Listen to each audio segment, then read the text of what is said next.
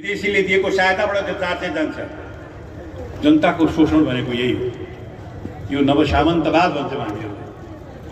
यो सामन्तवादको नयाँ रूप प्रजातन्त्रको नाममा अहिलेका शासकहरूले कायम गरेका छन् र इतिहासले यो देखाएको छ कि जब प्रजातन्त्रको नाममा भ्रष्टाचार बढेर जान्छ भने त्यो बेलामा सत्ताधारीहरू नै प्रजातन्त्र ध्वस्तको लागि जिम्मेवार हुन्छन्। त्यो बेला प्रजातन्त्र ध्वस्त गर्ने नै उनीहरू हुन्छ।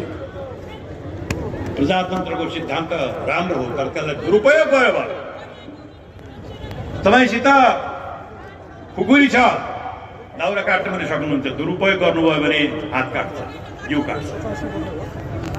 अहिले देश सिद्धाउने काममा लागेका छन् मित्रहरू।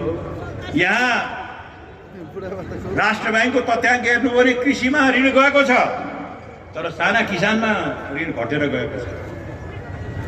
व्यापारमा ऋण बढेर गएको छ, तर साना उद्योगीहरूलाई दिने ऋण घटेर गएको छ।